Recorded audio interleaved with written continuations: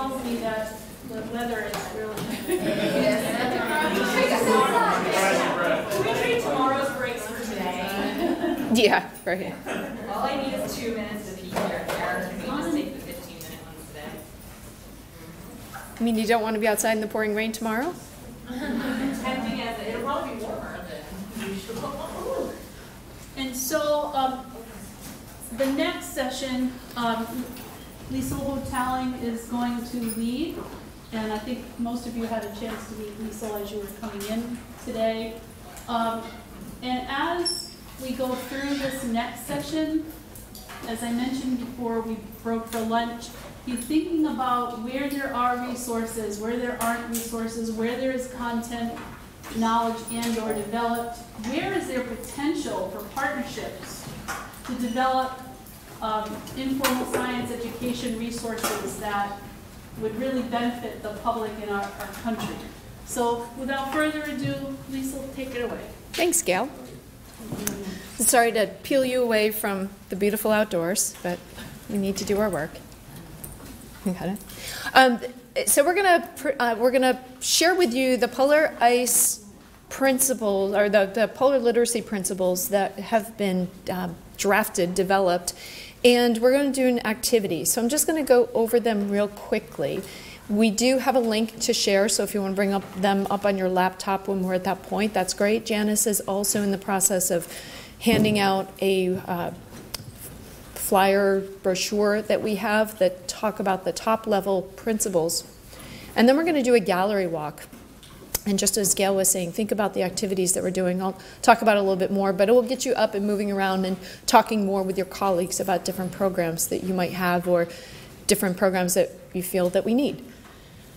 So I'm going to lead the presentation today, but Janice has been a partner in crime on this, but we have many other people in the room that have either contributed actual edits to this or at least rallied the troops. So I did want to call out and thank Jason Cervenek, Janet Warburton, Margie Turin, and Jennifer Francis. I don't know if everybody made it back from lunch, but I do want to give a shout out and thank you all for pulling together many people. We had a community that has given lots of feedback on this. They still are in draft, so we're still welcoming comments, but we have had hundreds of researchers and educators review these and offer their feedback. So it's not like these are, alpha phase. We've moved on a bit from that. So I will step through these just to explain to you how they came to be. We are funded through the National Science Foundation right now on what we call Polar Ice as our project, and that is working with scientists and educators about polar topics. So we work on two polar regions, both the Arctic and Antarctic, and working to bring the poles to the classroom. So I did, and I don't recall exactly who said it this morning, so I'm sorry, I was tucked in the corner. But somebody was talking about data. We've got lots of data, and that's one way to connect people to the poles is through these data streams, and that's exactly what we're doing in this project, is bringing the poles to the classrooms by using data. So we work, as I mentioned, we work with scientists, and we had all sorts of projects and collaborations with different scientists, and they went through different professional development workshops. We had working with Ari Shapiro. I know a lot of people in this room know Ari Daniel, and we worked with him on a couple different workshops to help the scientists. Who's ever participated in an Ari Daniel workshop before? Yeah, they're awesome, right? He's amazing. If you've never worked with him before, if you see him headlined on some sort of workshop, sign up immediately. He's tremendous. You've heard him on NPR, I'm sure. Not Ari Daniel, or not Ari Shapiro from All Things Considered, right? He's at the afternoon, All Things Considered. Not him, he's the other one. But he is amazing at working with scientists because he is a PhD scientist himself. He knows really well how to work with scientists to communicate their messages to other audiences. And then we also had communicating science, for their broader impact statements, and Janice is going to talk about the broader impact wizard a little bit later. That's one of the tools that came out of some of these activities. And then working with scientists to bring them directly into the classrooms through to a couple different projects. And then we also worked with educators. Again, many different projects, activities. We had professional development workshops. We connected them with scientists through video conferencing, VTCs, talk about that in a little bit. And giving them access to lesson plans, having them create lesson plans that are polar focused so we can share those with larger audiences. We had other activities as well. Those are just a few that I'm pulling out there. So as a result, through working with the scientists and educators, they were wanting some sort of guidance or some sort of coalescing messages that we could share with the public and their audiences to better communicate what they felt were kind of the top messages that we wanted to share about polar research. So as a result, the team developed these principles that hopefully will be a guidance document, and hopefully you'll agree, but we're going to use it a little bit later on so you can help us further develop this. So it's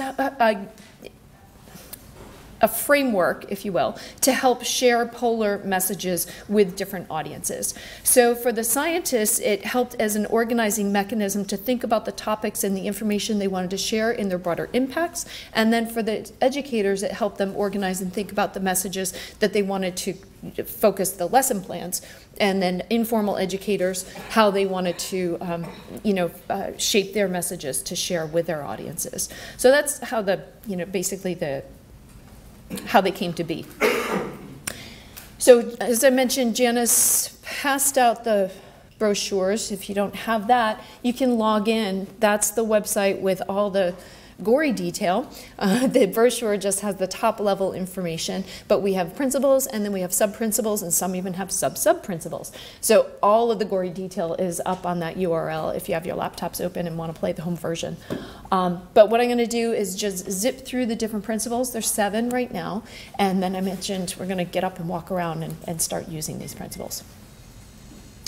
So the first one is that, believe it or not, the Arctic and the Antarctic regions are unique because of the locations on the Earth. And this seems blatantly obvious to everybody sitting in this room, but it's not blatantly obvious to some people. So we just want to make sure that we're starting kind of from the very beginning, that there are reasons why these places are unique and they're so important to the Earth. They're principles, so you can't get into absolute gory detail on all these. These are just kind of the headline messages and sub-headlines that we want to share with people. And we know that you could take a lot of these, some of these sub-principles and take it and run with it. But these are the top level messages that we want to share.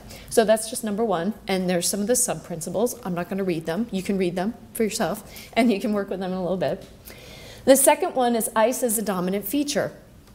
This seems pretty obvious with the headline, but when you get into the sub-principles, it starts talking about the different types of ice and how the ice shapes the landscape and why ice is such an important feature. And again, going back to what Gail had said before, that people are feeling that they need to choose a side on climate change, whether it's nature or man-made. We wanted to make sure that people also know, yes, we have this shrinking ice situation and a big issue, but it also happens naturally, seasonally. So we need to reach that common ground of people understanding that, yes, there is a natural cycle, but it's being impacted by the humans. Number 3 is polar regions play central role in regulating Earth's weather and climate. And again, to everybody in this room, no duh, but for a lot of people out there, they have absolutely no concept of this. And again, we could dive in. There's that albedo effect that just kills us every time. But this is one that we struggled with for quite a bit. There's a lot of big concepts that you need to tackle in this. So to tackle it on a headline level becomes a bit difficult. So, again, we're welcoming feedback on all this. And there's a lot of things that have been written, rewritten, thrown out, and then brought back again through this whole iterative cycle. So, again, if you're seeing stuff in here, they're like, well, yeah, we are welcoming that comment. Number 4 has to do with the food webs, and that food webs differ in different places, and that there are food webs in these locations. Some people not even think that there are food webs in the poles, but then they think about it a little bit more. Oh, okay, yeah, makes sense. But some of them are much more complex. Some are simple. So a lot of people argue all of those. So we're trying, again, to keep it as simple as possible for the audiences that we're serving with these. So again, take one, run with it. You can really dive into any one of these. The poles are experiencing the effects of climate change at an accelerating rate. This is where it really will marry into a lot of the cross-cutting principles and some of the other sub-principles that are available in the next generation science standards. So we also try to map back through this process touch points for teachers to use this information and these principles to dive, or to meld in with the next generation science standards. So we know that a lot of teachers are beholden to use those, so we want to make sure we're making these explicit touch points. And then humans are part of the polar system. Again, not everybody thinks about this either, right? The Arctic has a rich cultural history, the diversity of indigenous peoples, and we get into, that people have been there for more than 10 years, right? That they've been there a long time, and they have all these amazing ways of living within such a harsh environment. And we want to share that and just get all that information out there. And then the last one is specifically about technologies and how technology is having an impact on studying the poles. So how are we getting all this data back into the classroom? So we're winding up with the data and the old and new observations that are being made in the poles, and how there's a range of information that's being collected, not just the temperature of the water and the temperature of the air. There's a lot of research that's happening in the poles that's not only important to us, but the understanding of the universe in which we dwell. So that is a really quick skim through the polar literacy principles. And we are using them ourselves within the Polar Ice Project, these video conferencing, the VTCs, the video calls. So we connect with scientists that are in Antarctica, and they come into the classrooms. Janice can give you more detailed information on that. How many classrooms off the top of your head? 30 a year through the field season at Right. Palmer Station. So they're all connected with 30 plus students in those classrooms. So there's a lot of students that are being impacted by those. The polar data stories, do you have a timeline on those? I should have. Yeah, there's currently 8 of them, and But when? We're constantly revising them. Yeah. There's going to be an asynchronous online course on how to use them using different types of Arctic and Antarctic data in classrooms. And Right. before we start. So Janice is like, in the spring. yeah, she's like madly editing right now, so to get those ready. So those will be all sorts of, again, narratives with these visualizations, and they do dovetail in with the VTCs, which are all archived as well. So these are all materials that the teachers can participate in with live, but then also revisit as well. So these will all can be packaged together in particular topics to address the different principles. And then Ask a Polar Scientist, so we have they stand watch answering questions from students and teachers as they participate. Many programs use this. This isn't brand new, but this is all these are, again, just some of the activities that we're doing under Polar Ice. So that's, again, just a really quick breeze through. Are there any questions? I want to set you on your task. Just have a question Sure. about VTCs. Yeah. Are they a one and you're done kind of thing? Do the teachers prep the students for a long time? Do they fit into the existing curriculum? The fit into the existing curriculum, Janice is running the VTCs, so So a couple things on that. It's yes, yes, and yes. Yeah. Here's your questions. But yeah, we do prep them in advance. We have a teacher professional development in the summer that we run. It's a 4-day thing called our Science Investigator Workshop, and focus on the practices of science, sort of asking questions of data, getting the kids involved and looking at our long-term ecological research program data from Palmer. So they actually look at that data. And then the VTCs are sort of used as a way to help them along with their projects. And then they come back in the spring and they present a scientific poster at Rutgers. So we've done that in 5 states, thousands of kids.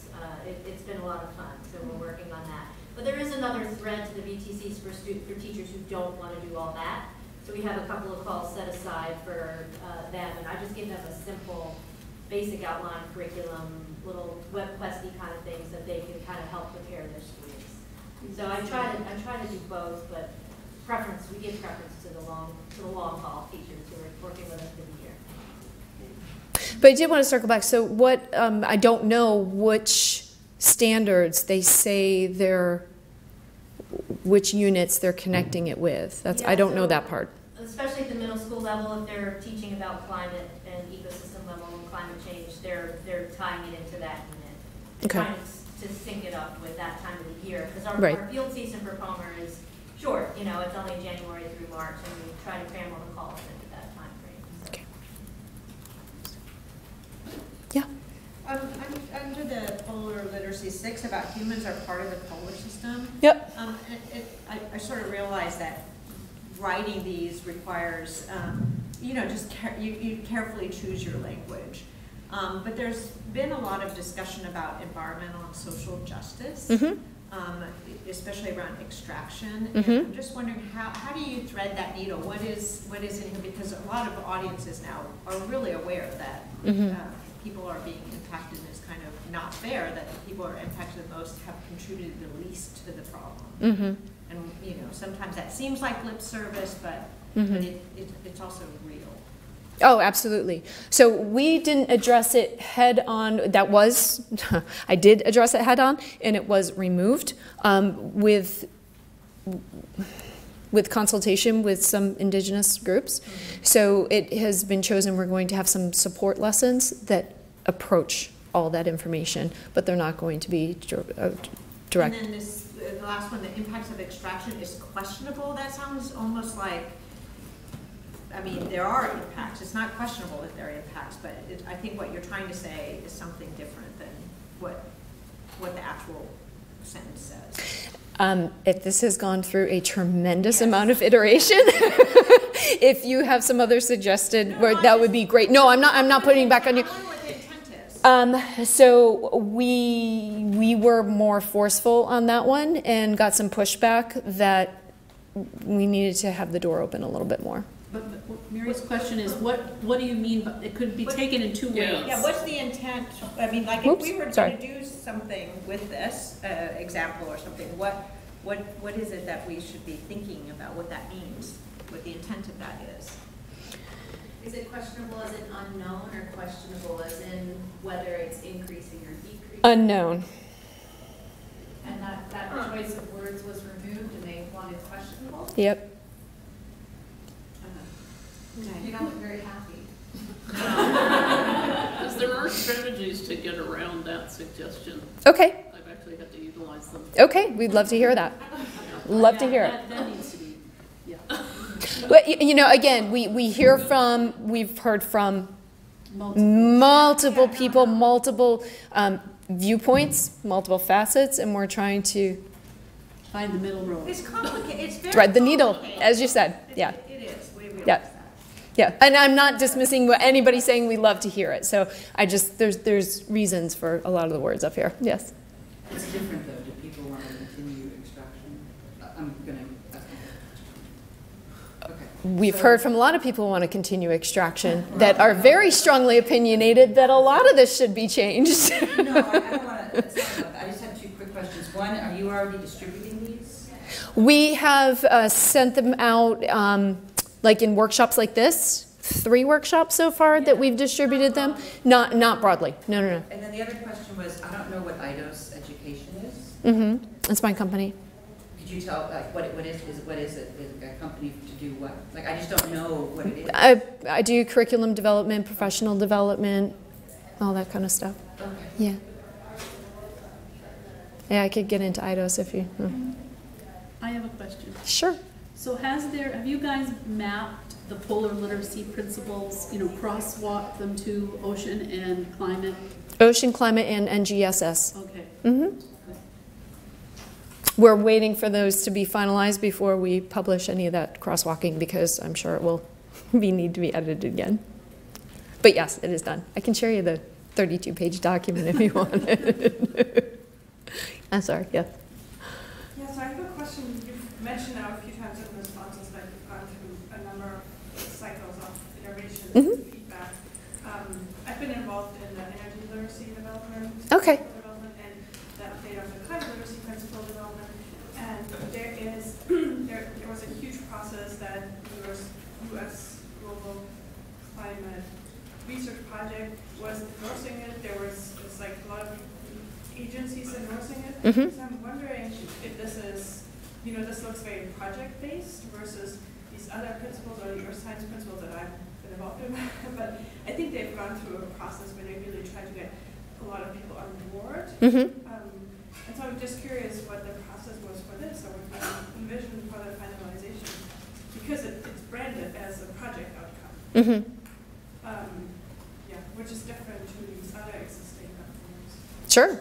Yeah. No, I mean, this is all just, when did we finish these? Not even a year ago. So we're in that process right now. We're working on getting other organizations to pick them up and endorse them, and absolutely work through it and make it a more formal, I don't know, set of principles. I don't know exactly how you would frame it, but yeah, we would definitely like to keep producing and getting more people on board and excited about it, and keep iterating, right? Because there are going to be different people who have different viewpoints, and that's fine, but it's eventually coming with your line in the sand and saying, no, we're finished, and here they are, world, and get people to endorse them.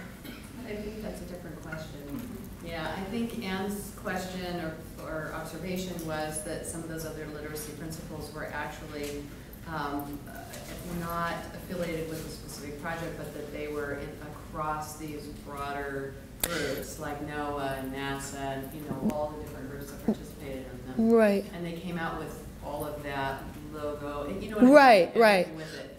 And so is this intended to ultimately make that? Yeah, that's what I was saying. Like, these just were created, so I was involved with a couple of those other, and they started small, and then they got the endorsements, and then, went through a few more iterations of review, and then they got the logo soup on them and went out to the world. So that's, was that what you're, no. Yeah, I'm just curious what the process is. And I think it's slightly different than the others happened, because I think there was really a community effort where the community pulled together and said, this is what we as an agency think, and this is the other agency, and then it was pulled together versus driven by a project. But I know every approach is different, and you guys have funding to it, and right. also there's a document. Right. I just was curious. Right. Yeah. But we are in the process of bringing it further into the world to get more, I don't know, community engagement, bandwagonish, I don't know what the term would be to use.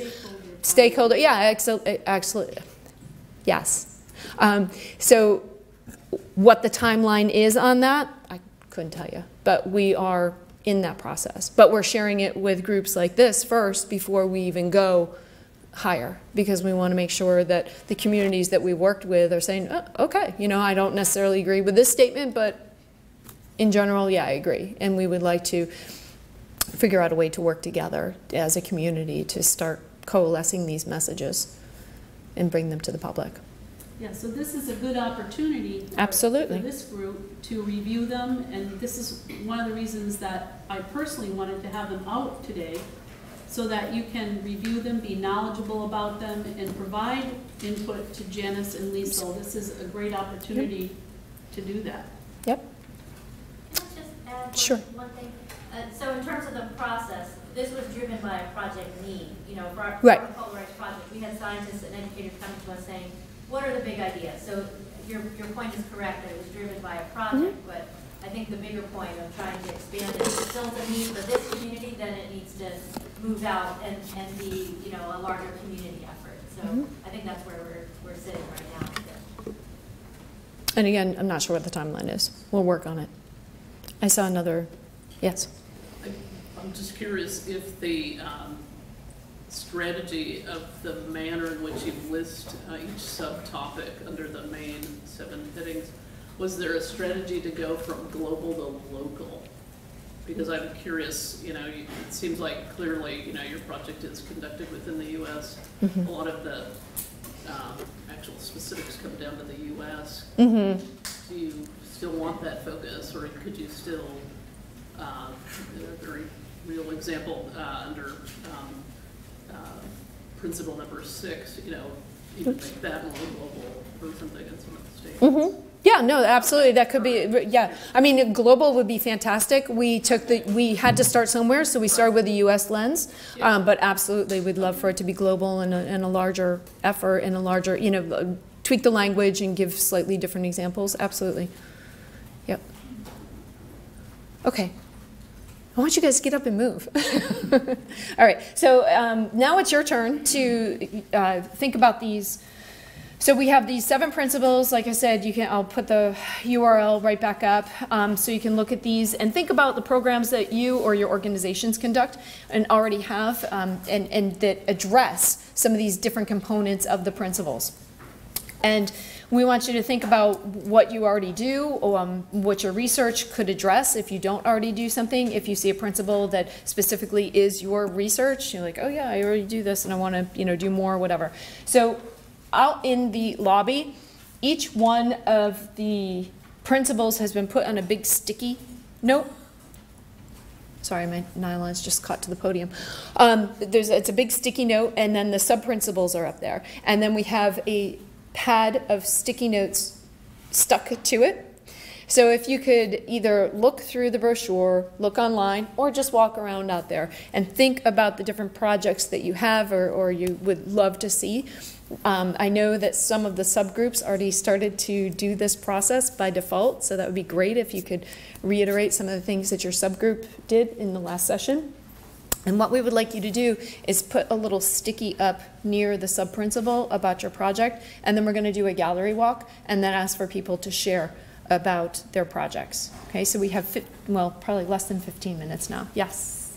So research projects and then informal science education initiatives. So you may have exhibits or education programs that you run.